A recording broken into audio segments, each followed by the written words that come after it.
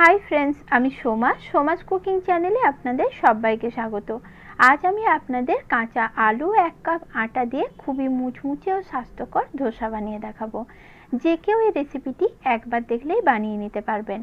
संगे खूब सहज पद्धतिते बानानो एकटी चाटनी रेसिपिओ आपनादेर संगे शेयर करब। चलुन ताहले एखन एई रेसिपिटी देखे निन। भिडियोटी भालो लागले लाइक और शेयर करार अनुरोध रइलो।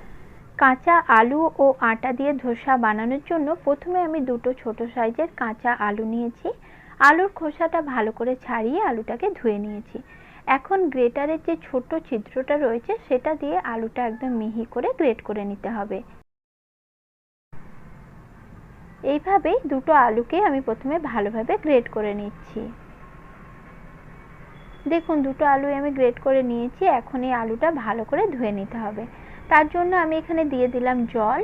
জল দিয়ে আলুটা ভালোভাবে ধুয়ে তারপর আলুটার জলটা ভালোভাবে চিপড়ে বার করে নিতে হবে। ঠিক এইভাবেই আলুর এক্সট্রা জলটা বার করে নিতে হবে। তারপর একটি বড় মিক্সিং বোলের মধ্যে আলুটা আমি নিয়ে নিচ্ছি। এইভাবে পুরো আলুর এক্সট্রা জলটা আমি বার করে নিচ্ছি।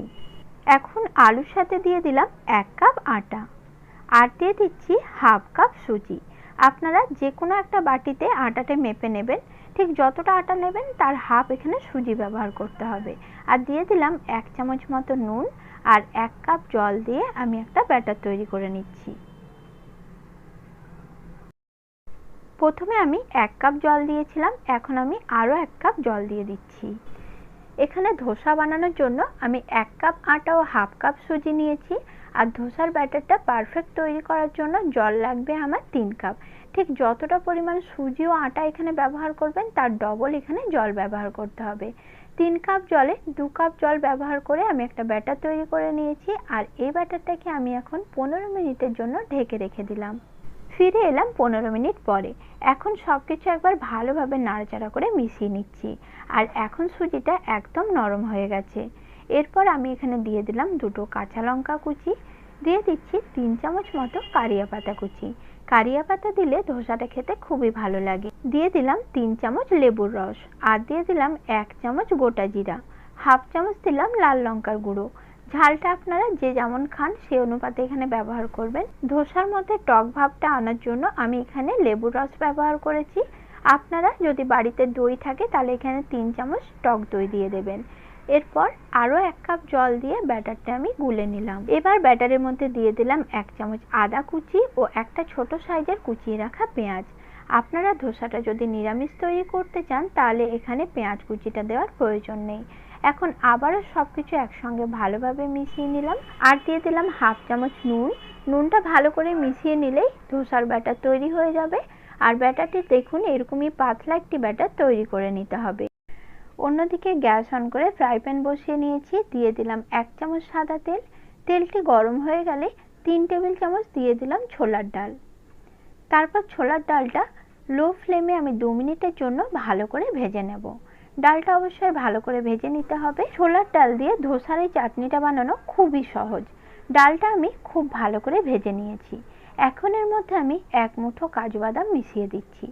কাজু বাদামটা দিয়ে কাজু বাদামটা সহ ডালটাকে আমি আর 20 থেকে 30 সেকেন্ড মতো একটু ভেজে নেব। খুব বেশি ভাজার আর প্রয়োজন নেই। সবকিছু ভালোভাবে ভেজে নেওয়ার পর এগুলোকে আমি অন্য একটি বাটিতে রেখে ঠান্ডা করে নেব। ছোলার ডাল ও কাজুটা আমি ঠান্ডা করে নিয়েছি। এখন এগুলো মিক্সার জারের মধ্যে দিয়ে দিলাম। সঙ্গে দিলাম অল্প একটু জল, দিয়ে দেব দুটো কাঁচা লঙ্কা। অল্প অল্প জল দিয়ে এই চাটনিটা তৈরি করে নিতে হবে। আপনারা চাটনিটা যেরকম ঘনত্বে রাখতে চান সেই অনুপাতে এখানে জলটা ব্যবহার করতে হবে। সমস্ত উপকরণ এরকমই স্মুথ করে বেটে নিতে হবে। এখন এই ব্যাটারটা আমি একটি বাটির মধ্যে ঢেলে নিচ্ছি। অন্যদিকে গ্যাস অন করে কড়াই বসিয়েছি। কড়াইয়ের মধ্যে দিয়ে দিচ্ছি 2 চামচ মতো সাদা তেল। তেলটা ভালোভাবে গরম হয়ে গেলে তেলের মধ্যে দিয়ে দিলাম একটা গোটা শুকনো লঙ্কা ফোড়ন, হাফ চামচ গোটা জিরা ও হাফ চামচ গোটা সর্ষে। আমি এখানে সাদা সর্ষে ব্যবহার করেছি, চাইলে আপনারা কালো সর্ষেটাও ব্যবহার করতে পারেন। ফোড়নটা ভালো করে ভেজে নেওয়ার পর এখানে আমি দিয়ে দিলাম 1 মুঠো কারিয়া পাতা। কারিয়া পাতাটাও ভালো করে ভেজে নিচ্ছি। সবকিছু ভালোভাবে ভাজা হয়ে গেলে গ্যাস অফ করে এই ফোড়নটা আমি চাটনির মধ্যে দিয়ে দিচ্ছি।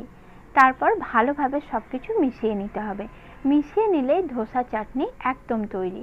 আর এই চাটনিটা খেতে ভীষণই টেস্টি হয়। এই চাটনির পেস্টটা তৈরি করার সময় যদি নারকেল কুচি থাকে বাড়িতে, তাহলে 2 চামচ নারকেল কুচি অ্যাড করে দেবেন, খেতে আরো অনেক বেশি ভালো লাগবে। এখন টেস্ট অনুযায়ী নুন অ্যাড করে ভালো করে মিশিয়ে নিলেই ধোসার চাটনি একদম তৈরি। চাটনি আমার তৈরি হয়ে গেছে। এখন ধোসাগুলো বানিয়ে নেব। তার জন্য একই ফ্রাই প্যানের মধ্যে অল্প একটু তেল ব্রাশ করে নিলাম। ফ্রাই প্যানটা কিন্তু অবশ্যই খুব ভালো মতো গরম হতে হবে। তারপর 2 হাতা ব্যাটার নিয়ে ফ্রাই প্যানের মধ্যে এইভাবে ওপর থেকে দিয়ে দিতে হবে। ব্যাটারটা অল্প অল্প করে দিতে হবে, খুব পুরো করে দেওয়া যাবে না, পাতলা করেই দিয়ে দিতে হবে। এই পর্যায়ে গ্যাসের ফ্লেমটা আমি মিডিয়ামে করে দিচ্ছি। তারপর ধোসার এক সাইডটা হতে দেব।